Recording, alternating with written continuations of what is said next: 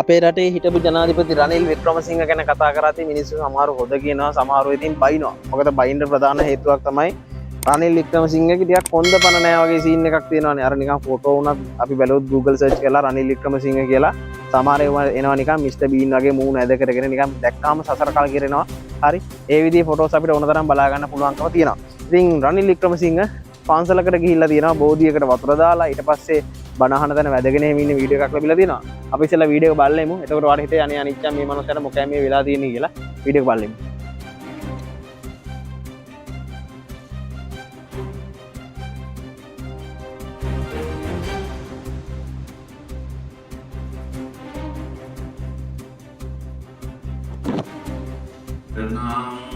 ගච්ඡාමි ධම්මං සරණං ගච්ඡාමි. වීඩියෝ එක බලපුවම ඔයාලට පේනවා නේද නිකන් හරියට අර අලි උජ්ජ කරනවා වගේ තමයි අර කලිය අරගෙන බෝධියට පැන්වක් කරන්නේ. ඉතින් සාමාන්‍ය මිනිසෙක් වුණාම Tamanට තේරෙන්න බෑනේ තමන් මේ රටේ ජනප්‍රිය හරි ජනප්‍රිය කියන්නේ ජනතාව නම් ප්‍රිය කරන්නේ නැහැ මං හිතන්නේ. නමුත් ප්‍රසිද්ධ පුද්ගලයෙක් ඉන්නේ. ඒතර මිනිස්සු මන් දිහා බලනවා. සමහරට මේක වීඩියෝ කරනවත් ඇති. කියන ඒ විඥානේ පොඩ්ඩක් තියෙන්න එපානේ. එහෙම තිබිලා එපයි මේ පැන්වක් කරනකොට මේක ටිකක් පිළිවෙලකට ලස්සනට කලින් වතුර අරගෙන වක් කරන්න. මේක නිකන් මේ අර බාත් รู එක හොදනවා වගේ.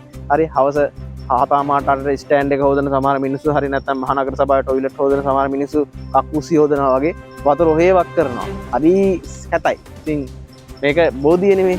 ඒ නිසා මේ වගේ තැනකට ආපුවමවත් හිටපු ජනාධිපතිතුමා විදිහට විශේෂයෙන් මිනිස්සු ගොඩක් බලන හින්දා ටිකක් මීට වඩා හොඳ විදිහට හැසිරුණා නම් හොඳයි කියන එක සාමාන්‍යයෙන් මම විතරක් නෙවෙයි මම හිතනවා මේ වීඩියෝ එක බලන ඔයා වගේම අපේ රටේ සමස්ත ජනතාවම හිතන දෙයක්. ඒ වගේම තමයි වාට පේන ඇති දැන් මෙතන මේ ස්වාමීන් වහන්සේ නමක් පන්සිල් දෙනවා ධර්ම දේශනාවක් කරනවා ආරවුන්ද වැදගෙන බුදි. අනේ මන් දන්නේ නැහැ ඉතින් මෙහෙම මිනිස්සුන පොඩ්ඩක් කියන්නේ තැනකට ගිහිල්ලා පොඩ්ඩක් ඉන්න ඕන විදිය තේරෙන්නේ නැත්තේ ඇයි කියන එක ඒක සාමාන්‍ය කොමන් සෙන්ස් නේ. ඇයි ඒ තේරෙන්නේ නැති කියන එක ප්‍රශ්නයක්. ඉතින් මේ වගේ අපේ රටේ තවත් සමහර කට්ටිය ඉන්නවා ඉතින් දේශපාලන චරිත. දැන් නිමල් සිරිපාදද සිල්ල හැම වලට මතක ඇති පාර්ලිමේන්තුවේ ඉන්නකොට අම්බානකට බුදියනවා. සමහරු කියන්නේ ඉතින් එයාට මොකද්ද ලෙඩක් තියෙනවා ලේ හින්දා ඔපරේෂන් එකක් කරලා තියෙනවා. ලේ ඔපරේෂන් එකේ යම්කිසි ආකාරයේ අතුරු ප්‍රතිඵලයක් විදිහට තමයි රටේ නින්ද යන්නේ. ඒ හින්දා අප්පා ඉන්න එපා නම් මනම් කියනවා. නමුත් කොහොම හරි ඔය නිමල් සිරිපාදද සිල්ලා එක්තරා සමාගමකින් එලිපිට සල්ලි ඉල්ලන්න ගිහලා කොමිස් ඉල්ලන්න ගිහලා මාට්ටලා පහුගිය කාලේ චාටර් වුණත් ඔයාලට මතක ඇති. ඉතින් ඒවත් සමහරට ඉස්සරහට ඇදිලා ඇයි ජ්‍යෙෂ්ඨ මන්ත්‍රීවරු තව 4 දෙනෙක් දුවයිද ඇතුළට යන්නත් ඉන්නවනේ අවුරුදු ගානකට. කොහොම හරි වේවා. අපි දන්නේ ඉතින් වර්තමාන ආණ්ඩුව ඒවා ඉස්සරහට ක්‍රියාත්මක කරයි කරන විදිහකට. කොහොම හරි ඉතින් රනිල් වික්‍රමසිංහ ජනාධිපතිවරයා හිටපු ජනාධිපතිවරයා ගැන කතා කරද්දී වැල් පාර්ලිමේන්තු රටකට කිරිල්ල කෙසේ වෙතත් උන්ද බෙල්ට් එකක් දාගත්තා නම් තමයි හොඳ කියලා තමයි කියන්න දෙන්නේ. මොකද හැමතිස්සෙම කලිසම උස්සු දාගන්න වෙලාවේ හරියම හොඳ බෙල්ට් එකක් බල්ලා දාගත්තා නම් කිසි කරදරයක් නැහැ කාටවත්. එයාටත් හරි ලේසි. එතකොට ඕන තරක යන්න එන්න පහසුයි. බෙල්ට් එක තදට හිටින නිසා කලිසම හැමතිස්සෙම උස්සන්න ඕනෙත් නැහැ. අනිත් එක තැනකට ගිහිල්ලා ඉන්න පොඩ්ඩක් කන්නාඩි ඉස්සරහට ගිහිල්ලා පුරුදු වුණා නම් මීට වඩා හොඳයි කියලා හිතනවා. සාමාන්‍ය මිනිස්සු විදිහට නැත්නම් අපිට හරියටම දකිද්දි නිකන් ඌ මේකට පිස්සුද මන් දන්නේ නැහැ කියලා මිනිස්සුන්ට හිතෙනවා. ඉතින් එහෙම හිතන එක නවත්ත ගන්න බෑ මිනිස්සුන්ට. ඒ හින්දා කරන්න තියෙන එකම දේ හිටපු ජනාධිපතිවරයා තැන් තැන් වලට යනකොට ඒ තැන් වල ඉන්න ඕන විදිය හරියට හිටියනම් හොඳයි. කොච්චර දැනුම තිබ්බත් මොන උපාධිය තිබ්බත් වැඩක් නැහැ. හැසිරීම කියන එක මිනිස්සුන්ට දැක්කම එපා වෙනවා නා. ඉතින් ඒක තමයි තිත්ත ඇත්ත.